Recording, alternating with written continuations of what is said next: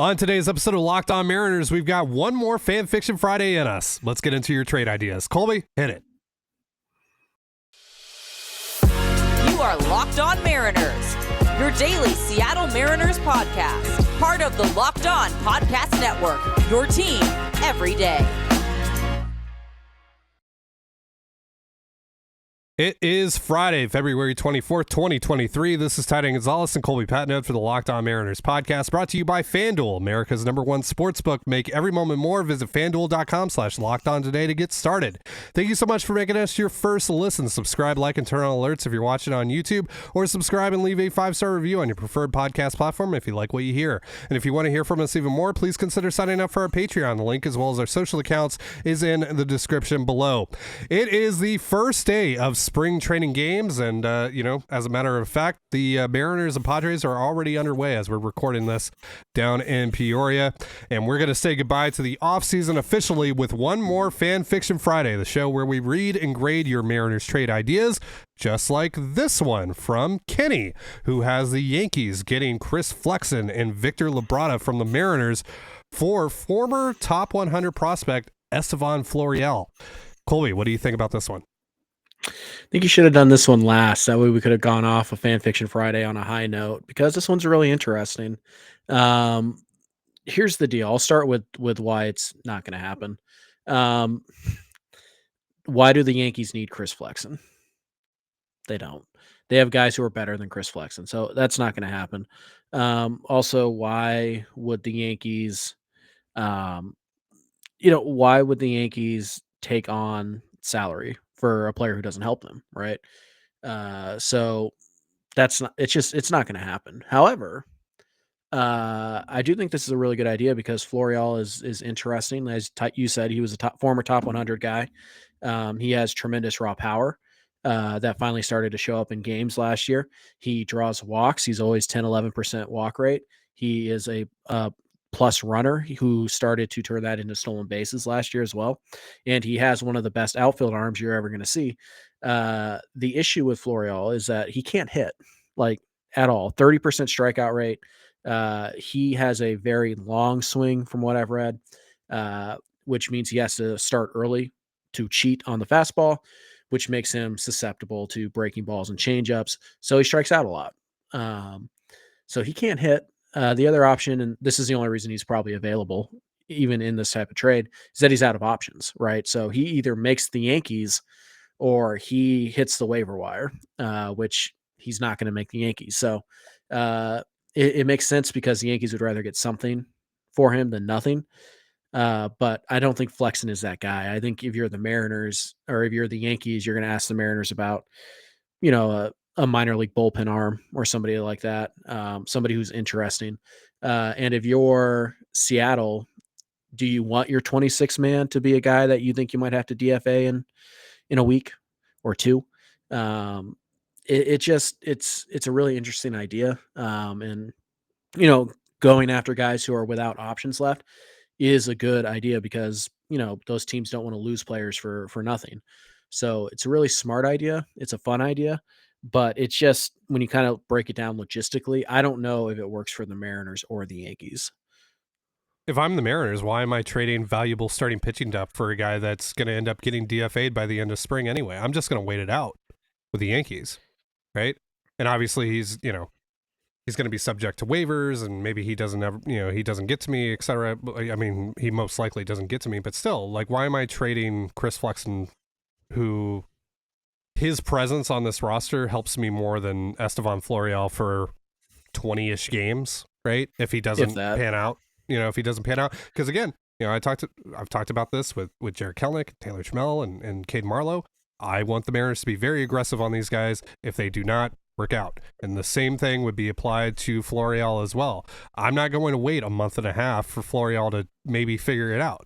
I have to be very quick on the trigger, especially when roster spots are very limited for me right now. And so this makes a little more sense if maybe like Dylan Moore or Sam Haggerty or both are not able to be healthy right away, by opening day. And, I would much rather have a Florial on my roster than Cole Calhoun or Leonis Martin, obviously. But am I going to trade Chris Flexen, who I might need at some point, to start games, maybe multiple games for me at some point this season. For that, no, I'm not. That's more valuable to me than taking a shot on someone like Florial when I really don't have that many opportunities to give to him, and I'm not really in a situation where I can afford to just wait it out with him either. So, I like the idea. I think this is a very creative idea, and I think on the surface it makes a lot of sense here because obviously the Yankees lost Frankie Montas. They might need some starting pitching depth, and Florial's out of options, and the Mariners do still have a pretty big question mark in their outfield right now that maybe he is the solution for, but that's a pretty big if. And so for me, it's a no from the Mariners side of things, and it's probably a no from the Yankees side of things as well. But yeah, I'm still gonna give this one like a 55 though, because I think this is really creative. It creates a really interesting discussion. I really like this one, Kenny. Yeah. Unless the Mariners truly believe that he can figure out or he has figured out the swing, or they see something in spring that leads them to believe that he can put the ball in play with regularity, because he does have a couple cups of coffee in the major leagues, and they have not gone well, like at all. So, yeah, it's just there's a lot that's kind of standing in the way of this trade, but it's still really creative and it's a fun one. And yeah, I mean, I think we should be looking at guys who are out of options as potential 26 guys for this Mariner team, because they do kind of have one open roster spot, and we're kind of assuming right now it's going to Haggerty. So I'll give it a 55 as well. All right, let's move on to this next trade. It comes from Alex. Has the Mariners reacquiring actually Patrick Wisdom from the Chicago Cubs for Jonathan Clase. This is a no for me as well. Clase has too much upside for me to trade for a guy like Patrick Wisdom, who is he's okay. He's a fine 26 man.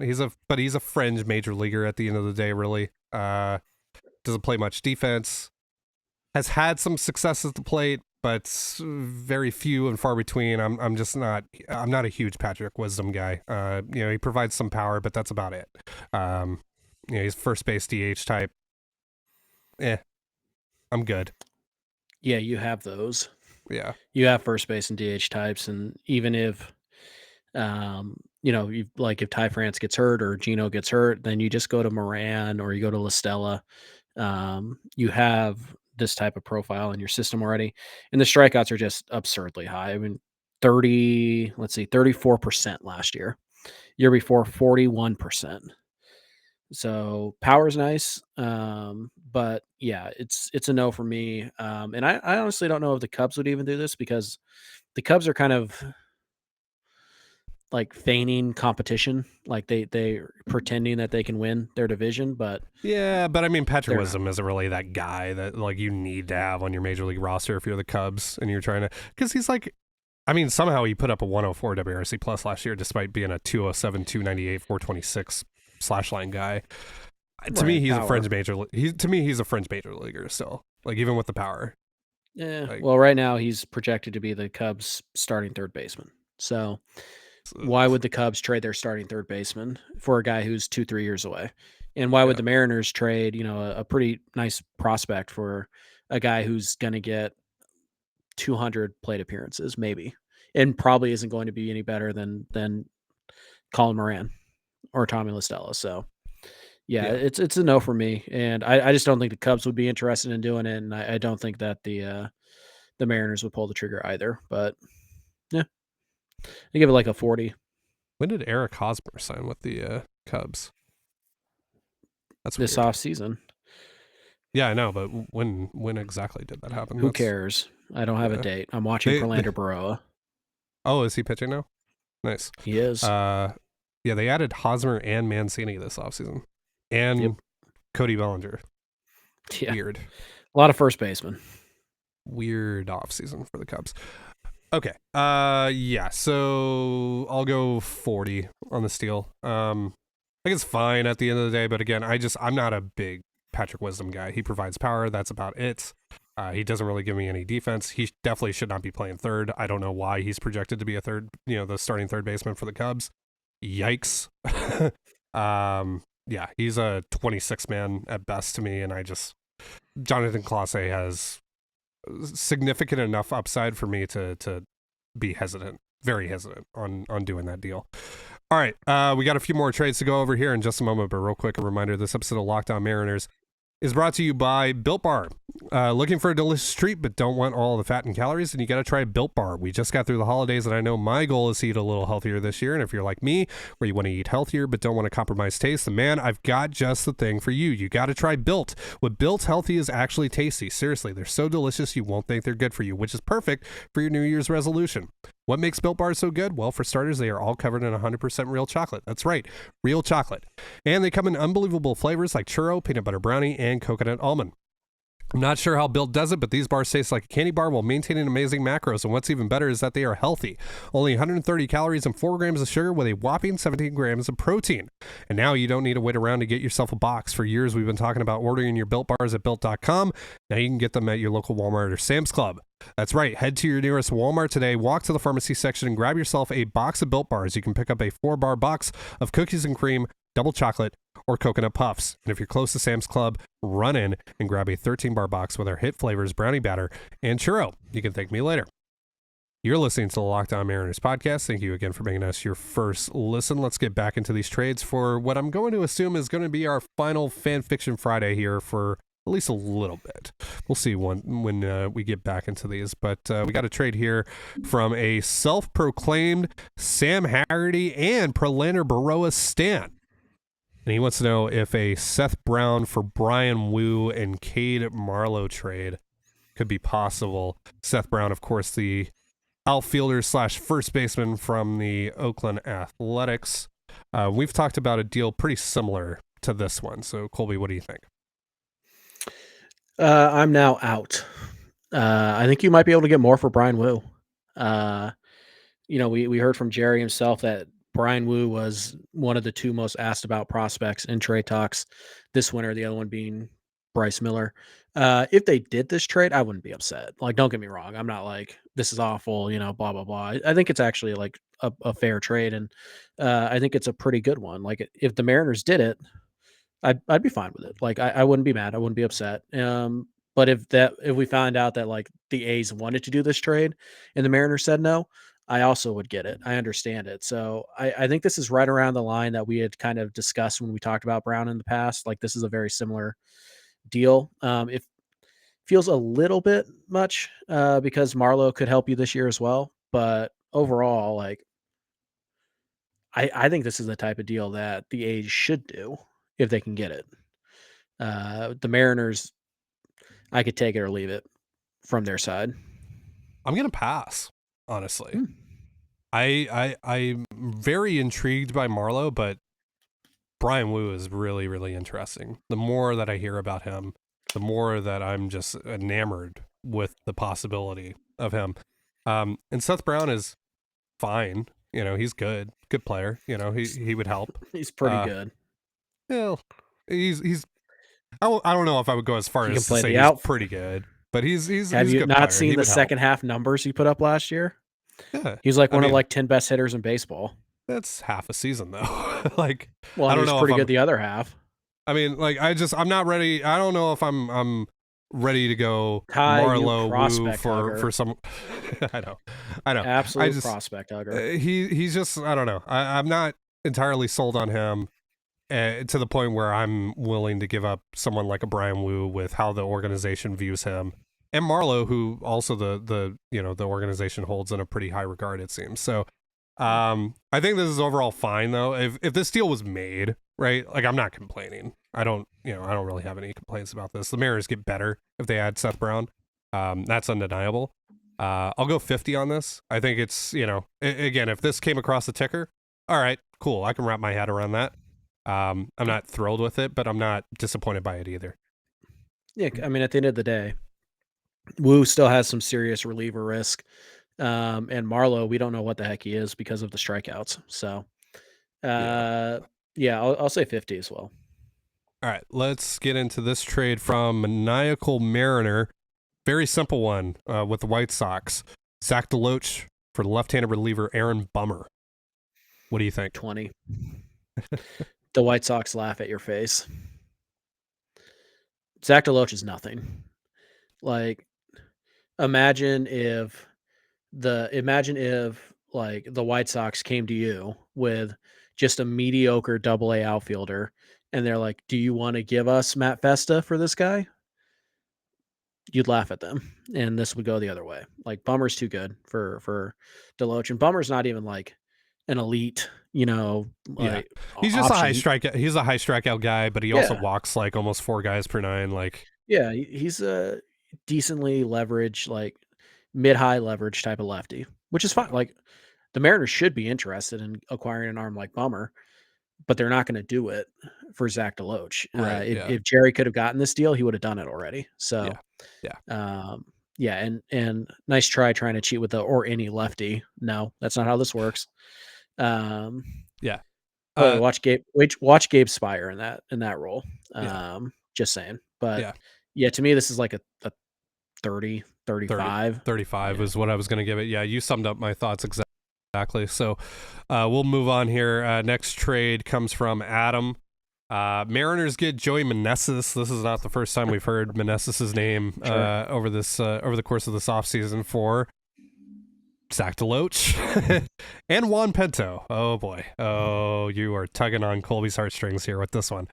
I'm going to assume this is a big fat no from you, right, Colby? Because of Juan Pinto? Well, first of all, I feel like I should drop it like 10 points of full letter grade. Just because you put backup first baseman. That's not a thing. There's no such thing as I'm carrying a backup first baseman. Backup first baseman who is whatever catcher's not in the lineup that day. That's the backup first baseman. Aside from that, I'm not wild about acquiring a full-time DH, let alone one who is, 1 years old and had a decent in the big leagues, and that's his entire track record. That's not something reliable, right? I would almost rather take the bet on Tommy La Stella being average than Meneses doing it again. I could be wrong. It's certainly a cool story. That Meneses came up and he had success after toiling in the minors for so long. Pinto's probably a bit much for that type of risk, but it's not the worst thing I've ever heard. But it's just no. Again, like if I got to be fair here, right? If I'm not super sold on Seth Brown, I definitely can't be super sold on Joey Meneses, and I'm not. He's 31 years old. Like you said, he's had a good like 3/4 of a year, really, and that's about it. And so, Pinto obviously is like 18 years old, but there's a ton of upside there. I am just not super motivated to part with that kind of upside for someone like Joey Meneses, who at best is Austin Nola minus the defensive versatility. So not Austin Nola at all. So not Austin Nola at all. More so the comparison that I'm making there, or the connection that I'm making there, is essentially this is a guy that's only recently made his major league debut at or in his 30s, or near or in his 30s, and that's about it. He's a full-time DH, right? And he's a guy that hits for some power and gets on base a little bit, and that's about it, and that's fine. Maybe he is a good player. Maybe what he did this past season is real, but I don't know if I'm willing to take that risk for someone like Pinto right now, especially when I don't really need him, and if I'm going to fill that DH spot with someone full-time, I want someone that I can actually rely on a bit more than Joey Meneses. Right. This trade might make a lot of sense in like July, though. Meneses comes out, he kind of repeats what he did last year, and the Nationals, they're going to be terrible. Absolutely. We know that. Then maybe it costs a little bit more than this, but I think Meneses is a guy that you go and you try and get in, July around the All-Star break when, if your DH spot is a position you need to fill or not. So, I think this trade makes more sense at the deadline as opposed to now. And so, like, as a deadline deal, I'd give it like 45 and maybe even a 50 or 55, depending on how Meneses does in the first half. But for now, I'll give it like a 40. Yeah, I'll go 40. I'll go 40 as well. All right, we got 2 more trades to go over here in just a moment, but real quick, a reminder, this episode of Locked On Mariners is brought to you by FanDuel. The midway point of the NBA season is here, and now is the perfect time to download FanDuel, America's #1 sportsbook, because new customers get a no-sweat first bet up to $1,000. That's bonus bets back if your first bet doesn't win. Just download the FanDuel Sportsbook app. It's safe, secure, and super easy to use, and you can bet on everything, like the Kings at +7 against the Clippers tonight. Plus, FanDuel even lets you combine your bets for a chance at a bigger payout with a same-game parlay. So don't miss your chance to get your no-sweat first bet up to $1,000 in bonus bets when you go to FanDuel.com/LockedOn. That's FanDuel.com/LOCKEDON to learn more. Make every moment more with FanDuel, an official sports betting partner of the NBA. And you're listening to the Locked On Mariners podcast. Thank you again for making us your first listen. Let's get into these final deals for our final Fan Fiction Friday of the offseason. This one comes from, I assume this isn't actually your name because this is the name of a Miami Heat legend, Udonis Haslem. But if this is actually your name and you share the same name as Miami Heat legend Udonis Haslem, good for you.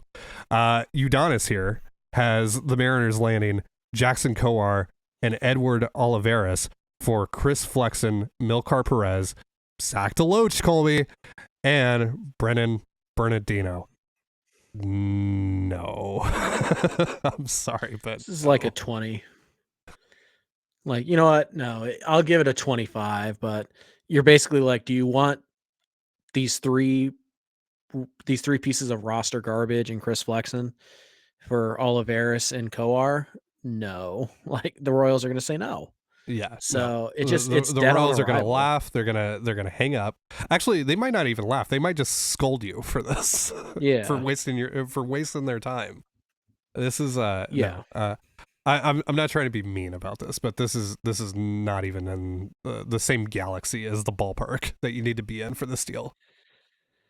Yeah, I just like, first of all, people are very interested in, I'm learning people are very interested in Olivares. Like, we've been asked a few times about him, and I kind of get the appeal, but I'm also kind of like why hound us with this guy?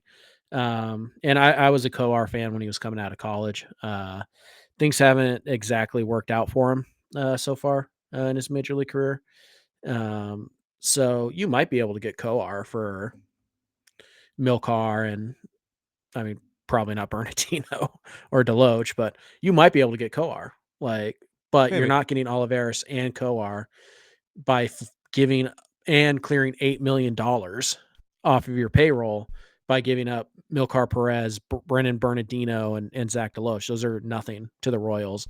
And honestly, they're nothing to nobody in trade talks. So maybe and you Milkar. gotta keep in mind that Milkar's coming off of a horrendous season at Yeah. A-ball. Like, Yep, he's got to repeat. I yeah. mean, you don't want to give up on Milkar Perez, but it was terrible.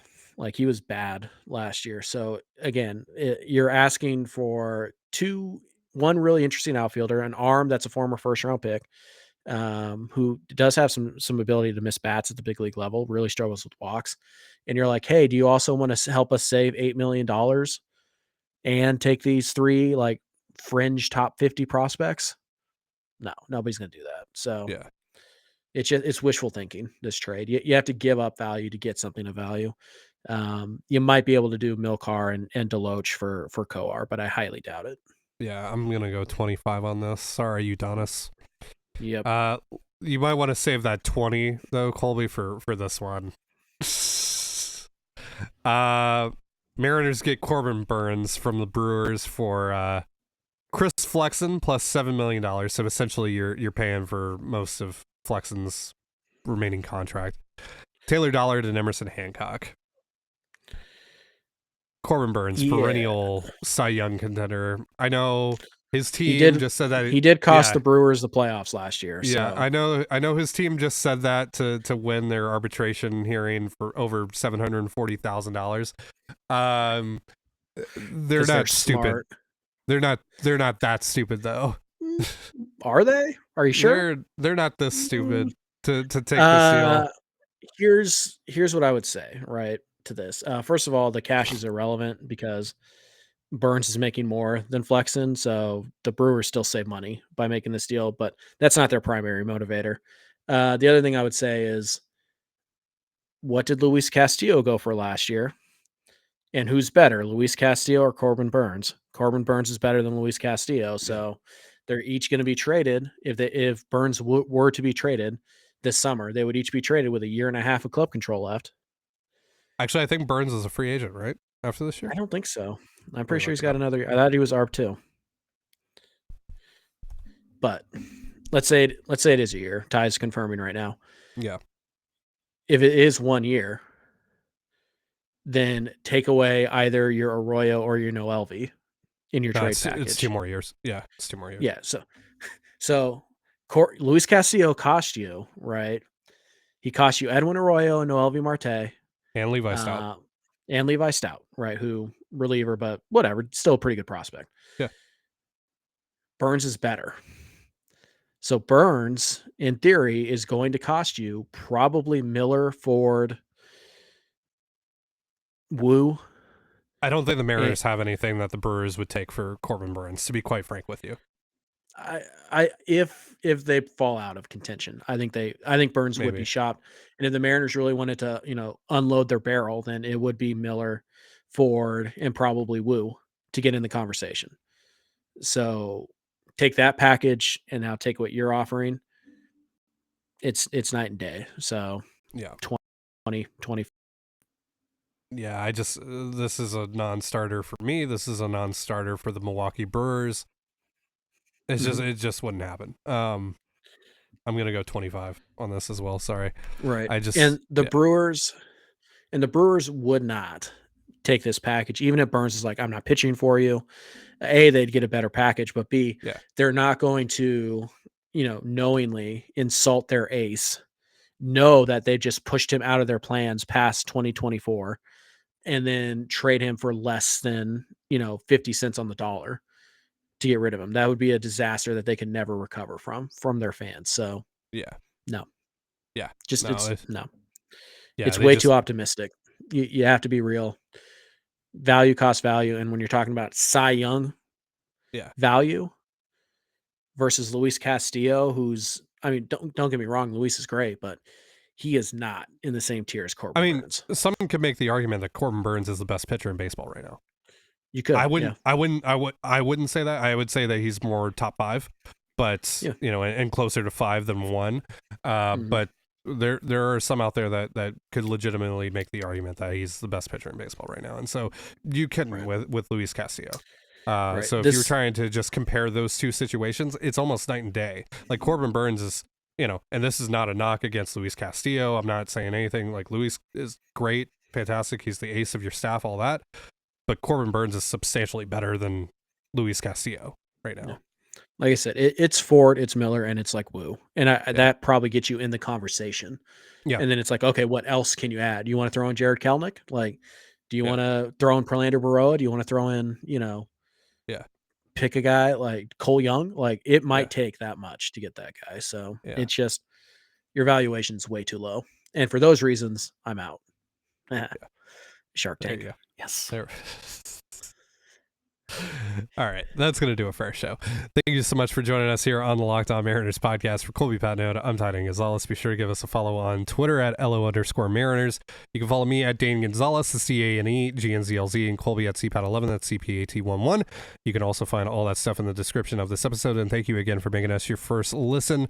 Now make your second listen. Locked On MLB Prospects. Host Lindsey Crosby is a prospect encyclopedia, and he's going deep on the MLB stars of tomorrow. It's free and available wherever you get your podcasts, just like us. And with that, have yourself a beautiful baseball day and a beautiful baseball weekend, and we'll see you on Monday. Peace.